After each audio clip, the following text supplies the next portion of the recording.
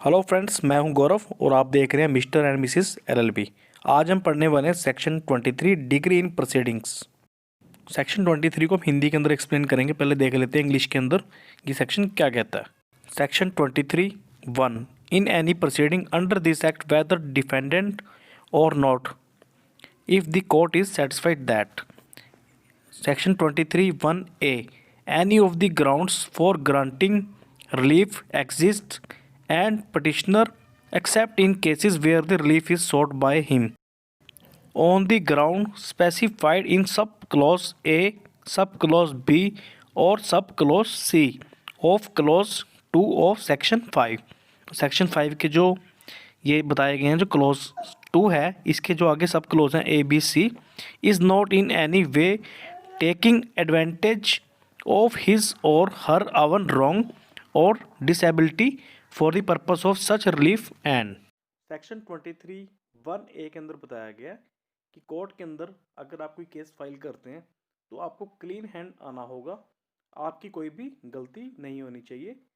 तब तक आप रिलीफ नहीं ले सकते। अगर आप खुद गलत हो तो आप कोई रिलीफ कोर्ट से नहीं ले सकते, खुद की गलती का रिलीफ नहीं ले सकते। अगर खुद गलत हो तो रिलीफ नहीं ले सकते। खुद का कंडक्ट ठीक होना बहुत ज़रूरी है, तभी आप कोर्ट से कोई रिलीफ ले सकते हैं। अब आपको एक एग्जांपल देते हैं। फॉर एग्जांपल, अगर किसी हस्बैंड ने अपनी वाइफ को छोड़ दिया और घर से उसे अपने बाहर निकाल दिया मैट्रिमोनियल होम से, ठीक है, बिना किसी रीज़नेबल कारण के, और ख़ुद ही डाइवोर्स केस फाइल कर दिया कोर्ट में जाके, किसी भी ग्राउंड के ऊपर कर दिया, क्रुएल्टी के ऊपर कर दिया या कोई अडल्ट्री के एलिगेशन लगा दिए, और जो वाइफ है उसे मेंटेनेंस भी नहीं दे रहा, खुद की गलती है और खुद ही उसको बाहर निकाल दिया, मेंटेनेंस नहीं दे रहा, तो जो हस्बैंड है उसे जो डाइवोर्स का केस है उसके अंदर रिलीफ कोर्ट से नहीं मिलेगा, क्योंकि वो खुद गलत है, कोई भी फ़ायदा उसको नहीं मिलेगा। इसकी एक एक्सेप्शन है, सेक्शन 5 का जो 2 है उसके ABC के अंदर जो ग्राउंड्स हैं जो बताए गए हैं कि जो अगर उस तरह के कोई ग्राउंड है, ठीक है, वो एक्सेप्शन है। बस सिर्फ जैसे कोई अनसाउंड माइंड से डील करता है, अनसाउंड माइंड है कोई, क्योंकि ऐसे मैटर्स के अंदर तो डाइवोर्स लेगा ही वो, तो एक्सेप्शन दी गई है इसके अंदर। जब कोर्ट रिलीफ देगी जो आपने प्रेयर की है कोर्ट के अंदर अपनी पिटीशन के अंदर, तो कोर्ट रिलीफ देने से पहले क्या देखेगी कि कहीं कोई किसी अपनी गलती का फ़ायदा तो नहीं उठा रहा। खुद की गलती है और कोई डाइवोर्स केस फाइल कर दिया, ठीक है, तो कोर्ट देखेगी वो खुद की अपनी गलती का तो कोई फ़ायदा उठा के डाइवोर्स नहीं ले रहा कोर्ट से, तो रिलीफ नहीं ले रहा, ठीक है। तो मतलब फॉर एग्जांपल बता देता हूँ आपको मैं, अगर कोई पागल है या उसे मिर्गी के दौरे पड़ते हैं या वो अनसाउंड माइंड है, ठीक है, ये शादी तो वैलिड है ही नहीं, जो मैंने आपको अभी सेक्शन 5 की बात बताई थी, ठीक है। तो जो कोर्ट है ये चीज़ देखेगी कि कहीं किसी कमी का कोई फ़ायदा तो नहीं उठा रहा और दोष दिखा के डिग्री लेना चाहता हो। तो मतलब ये है कि कोई भी मिसयूज़ ना हो, किसी के जो मतलब दोष को दिखा के कोई डाइवोर्स ले ले या कोई कोर्ट से रिलीफ ले ले झूठ बोल के, तो इस तरह की उसमें कोर्ट देखेगी। जो सेक्शन 23 इसके अंदर अमेंडमेंट हुई थी 1976 के अंदर, कि जो सेक्शन 23(1)(a) है इसके अंदर अमेंडमेंट हुई थी 1976 के अंदर, अमेंडमेंट हुई थी सेक्शन 23(1)(a) के अंदर। तो जो अगर कोई पागल है, ठीक है, तो उसमें तो डाइवोर्स देगी कोर्ट, तो सेक्शन 23(1)(a) में अमेंडमेंट हुई थी ये। अब आपको एक केस के बारे में बताते हैं। एक केस हुआ था हरगोविंद वर्सेस राम दुलारी के नाम से था। इस केस में क्या हुआ था, जो वाइफ है उसने अडल्ट्री की थी, अडल्ट्री कमिट की थी, और जो हस्बैंड है उसने भी क्या किया था, उसने बारगेमी की थी, उसने सेकंड मैरिज कर ली थी विदाउट डाइवोर्स लिए फर्स्ट मैरिज से, ठीक है। तो इसमें क्या हुआ, दोनों गलत थे इसके अंदर। तो कोर्ट ने क्या किया, कोर्ट ने फिर भी डाइवोर्स दे दिया था इनको, क्योंकि रिकॉन्सिलेशन के चांसेस नहीं थे इसके अंदर। Section 23(1)(b where the ground of petition is the ground specified in clause I of subsection 1 of section 13. The petitioner has not in any manner been accessory to or connived at or condoned the act or acts complained of, or where the ground of petition is cruelty, the petitioner has not in any manner condoned the cruelty and। इसमें बताया गया divorce के बारे में जो cruelty और adultery के base पे होता है। तो सेक्शन 13 आप पढ़ चुके हैं, उसके अंदर जो अडल्ट्री और क्रुएल्टी है, तो इसमें बताया गया सेक्शन 23(1)(b) में कि अगर कोई फॉरगिव कर देते हैं या कंडोन कर देते, कंडोन का मतलब क्या है कि कोई किसी ने अडल्ट्री करी या क्रूरल्टी करी, उसको कंडोन कर दिया, इग्नोर कर दिया या उसको माफ़ कर दिया, ठीक है, इसकी बारे में बात करेगी ये। तो क्या कहता है सेक्शन 23(1)(b) कहता है अगर कोई अडल्ट्री का केस हो, ठीक है, जिसमें पटिशनर ने रिस्पोंडेंट की हेल्प की हो अडल्ट्री परफॉर्म करने में, जैसे कोई वाइफ है, ठीक है, उसका किसी से अफेयर है या फिर हस्बैंड ने उसका अफेयर करवा दिया उसके साथ, या कोई रिलेशन ऐसे बने हैं जिसमें हस्बैंड जो है उसकी भी इन्वॉल्वमेंट है, ठीक है, तो उसमें हस्बैंड की भी इन्वॉल्वमेंट आ गई और हस्बैंड उसके बाद डाइवोर्स केस फाइल कर देता है अडल्ट्री के ग्राउंड के ऊपर और उसकी ऑलरेडी इन्वॉल्वमेंट थी इसके अंदर, तो जो हस्बैंड है उसे कोर्ट से कोई रिलीफ नहीं मिलेगा अडल्ट्री की बेस के ऊपर, ठीक है। या फिर अडल्ट्री का कोई किसी ने अडल्ट्री परफॉर्म करी है, वाइफ ने कर दी, हस्बैंड ने कर दी, और जो स्पाउस दूसरा स्पाउस है उसने उनको माफ़ कर दिया उस एक्ट के लिए, अडल्ट्री का एक्ट है, अगर माफ़ कर दिया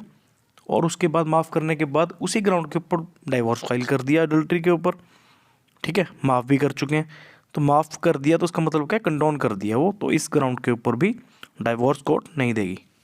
ये तो बात हुई अडल्ट्री की। अब इसी तरह अगर क्रूरल्टी का कोई केस है, डाइवोर्स केस फाइल कर दिया सेक्शन 13 के अंदर, ठीक है, और जो पटिशनर है उसने रिस्पोंडेंट को माफ़ कर दिया था पहले,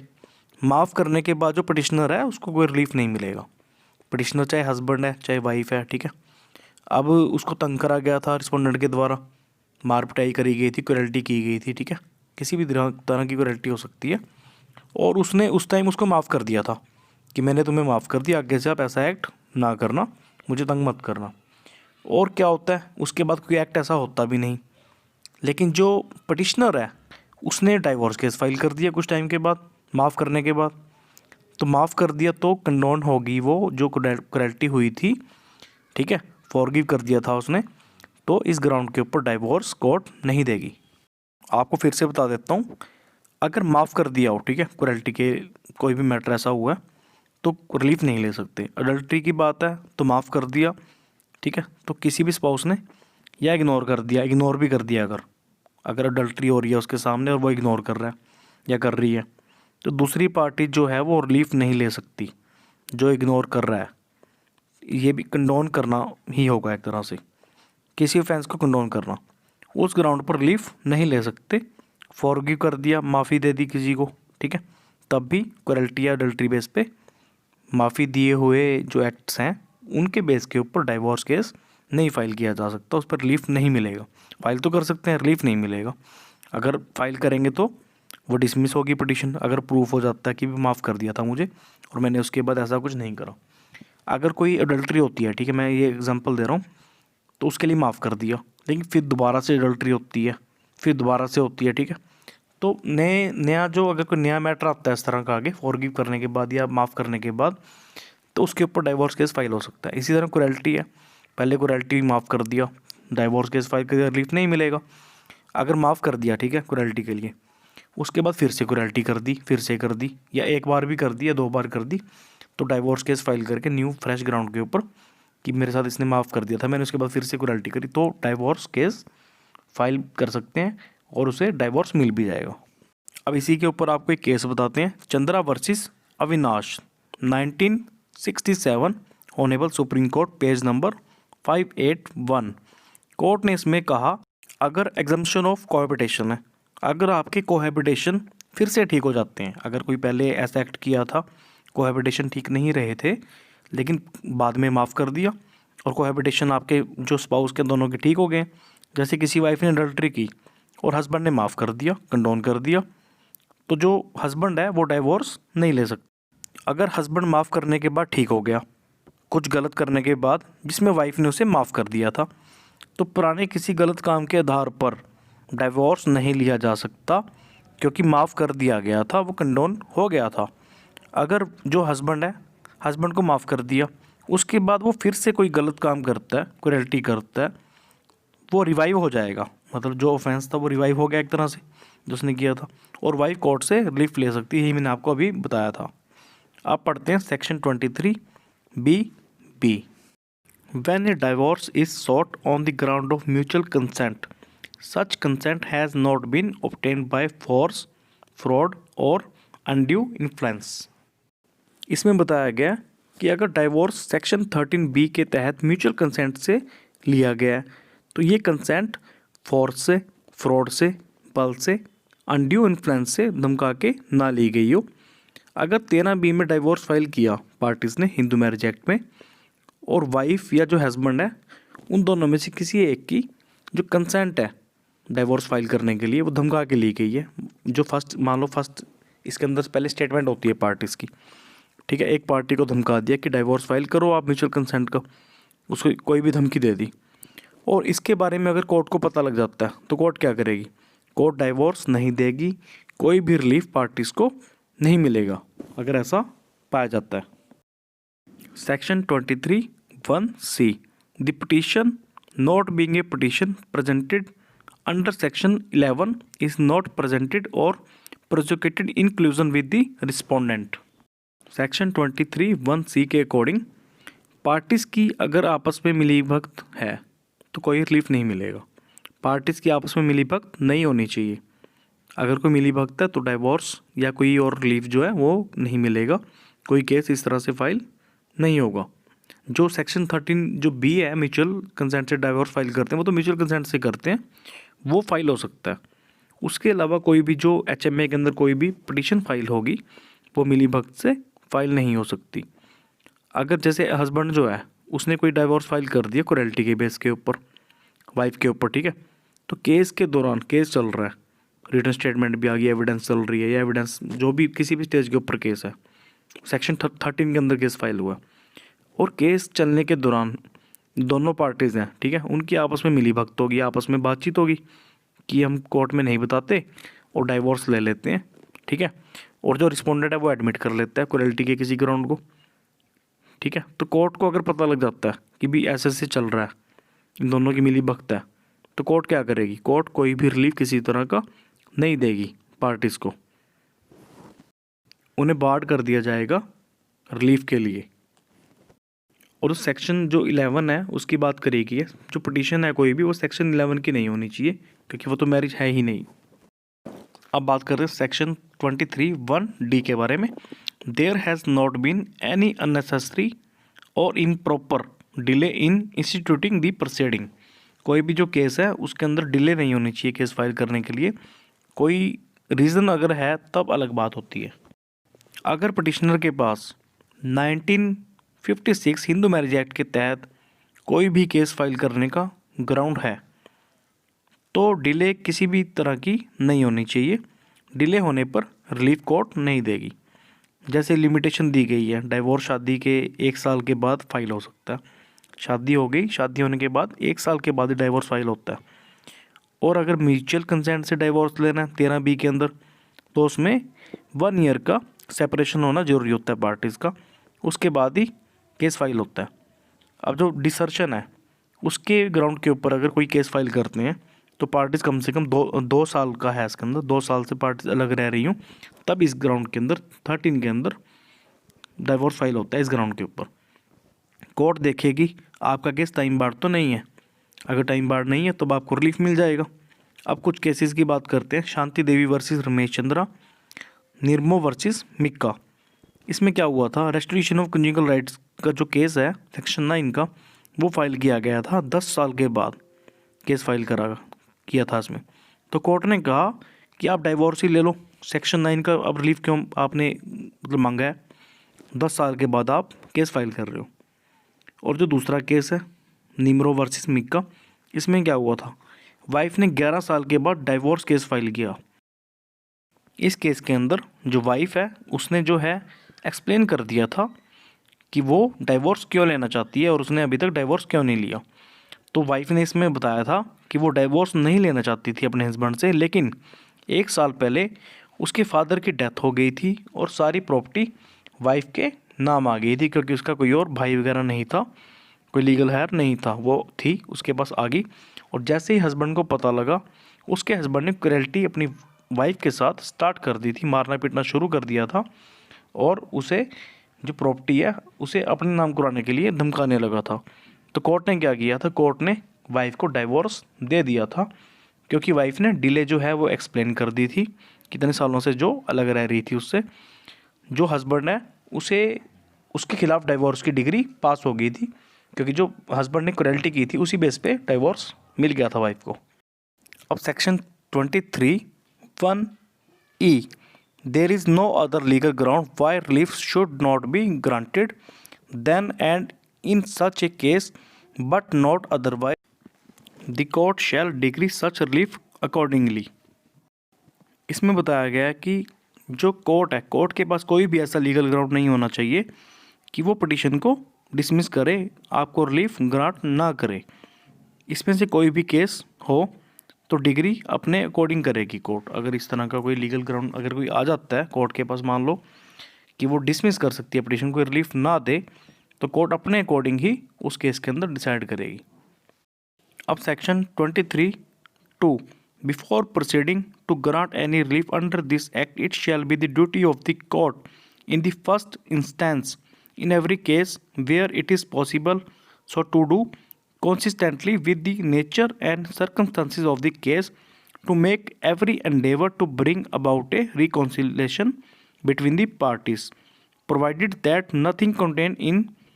section 23 subsection 1, 2, 3, 4, 5, 6, 7 सेक्शन 23(2) के अंदर बताया गया कि जो कोर्ट है, जिस कोर्ट के अंदर पिटीशन फाइल हुई है, पिटीशन फाइल होने के बाद केस चल रहा है, उस केस के अंदर जो कोर्ट है वो हर पॉसिबल कोशिश करेगी कि पार्टीज़ का समझौता हो जाए, रिकॉन्सिलेशन हो जाए, दोनों जो है कोऑबिटेशन हो जाए, दोनों के अंदर वो इकट्ठे साथ में रहने लगे। जो कोर्ट है, कोर्ट का काम सबसे पहले पार्टीज़ का समझौता करवाना है, उसके बाद जो है रिलीफ देने का है।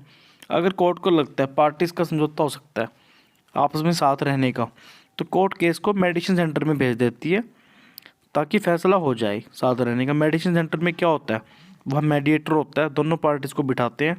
और आपस में पार्टीज़ की बातचीत होती है और कंप्रोमाइज़ हो भी जाता है और नहीं भी होता। अगर कंप्रोमाइज़ हो जाता है तो जो मेडिएटर है वो रिपोर्ट दे देता है कोर्ट के अंदर कि जो कंप्रोमाइज़ इज़ अफेक्टेड। अगर नहीं होता तो वो रिपोर्ट दे देता है कंप्रोमाइज़ नॉट अफेक्टेड। उसके बाद कोर्ट के अंदर केस चल जाता है फिर से, और कोर्ट जो रिलीफ होता है उसके बाद कोर्ट रिलीफ ग्रांट कर देती है पिटिशनर को। अब इसके अंदर बताया गया जो सेक्शन 13 है डाइवोर्स की, जो ग्राउंड्स हैं कुछ, सेक्शन 13 सब सेक्शन 1 क्लोज 2, 3, 4, 5, 6, 7 अगर इनके अंदर पिटिशंस फाइल होती है तो कोर्ट इसके अंदर बाउंड नहीं है कि पार्टीज़ का वो कॉन्सिलेशन करवाएगी। जो पार्टीज़ है वो खुद कंप्रोमाइज़ करें या ना करें वो उनकी अपनी मर्जी है, क्योंकि पर्सनल लॉ है। अब सेक्शन 23(3) इसके अंदर क्या है, for the purpose of aiding the court in bringing about such reconciliation the court में if the parties so desire or if the court thinks it just and proper so to do adjourn the proceedings for a reasonable period not exceeding 15 days and refer the matter to any person named by the parties in this behalf or to any person nominated by the court if the parties fail to name any person with directions to report to the court as to whether reconciliation can be and has been effected and the court shall in disposing of the proceeding have due regard to the report। इसके अंदर बताया गया है कि अगर court को proper लगता है कि पार्टीज़ के बीच में रिकॉन्सिलेशन हो सकता है और पार्टीज़ कोर्ट के सामने रिक्वेस्ट करती हैं डेट के लिए, तो कोर्ट जो है उनकी कंप्रोमाइज़ होने के अगर चांसेस हैं तो कोर्ट 15 डेज़ तक की डेट दे सकती है। अगर कोर्ट को लगता है कि किसी केस में फैसला हो सकता है तभी कोर्ट 15 डेज़ की डेट दे देगी और मेडिसिन के लिए भेज सकती है, और 15 डेज़ के टाइम देने के बाद रिपोर्ट भी मंगवा सकती है। मेडिसिन इसीलिए होती है कि जो पार्टीज़ है उनका समय ख़राब ना हो, उनका कंप्रोमाइज़ हो जाए, और किसी पर्सन को भी अपॉइंट कर सकती है कि वो उनका कंप्रोमाइज़ करा दे अगर पार्टीज़ किसी पर्सन का नाम नहीं देती तब, और उस पर्सन से रिपोर्ट कोर्ट मंगवा सकती है। अब section 23(4) in every case where a marriage is dissolved by decree of divorce the court passing the degree shall give a copy thereof free of cost to each of the parties। इसके अंदर case भी है Jagraj Singh versus Birbal Kaur 2007 supreme court. इसके अंदर बताया गया कि अगर पार्टीज ने कोई पिटीशन फाइल करी है, पिटीशन फाइल करने के लिए जो वो पिटीशन है, ठीक है, वो डिग्री हो जाती है। डिग्री होने के बाद जो जैसे डाइवोर्स की जो पिटीशन है वो डिग्री होगी, ऐसे मामलों में क्या होगा, जो डाइवोर्स की जो कॉपी होगी फाइनल ऑर्डर की, वो कॉपी जो है पार्टीज़ को फ्री ऑफ कॉस्ट दी जाएगी। लेकिन उसके लिए पार्टीज़ को अप्लाई करना होगा, अप्लाई करने के बाद उनको फ्री ऑफ कॉस्ट मिलती है कॉपी जो होती है डाइवोर्स के ऑर्डर की। आपको समझ आ गया होगा सेक्शन 23। नेक्स्ट पार्ट के अंदर हम पढ़ेंगे section 23 A relief for respondent in divorce. तो फ्रेंड्स, जो वीडियो है आप शेयर करिए एडवोकेट्स के साथ और स्टूडेंट्स के साथ। चैनल को सब्सक्राइब करें और वीडियोस को शेयर करें, लाइक करें, कमेंट करके हमें बताएं आपको वीडियो कैसी लगी। Thank you very much.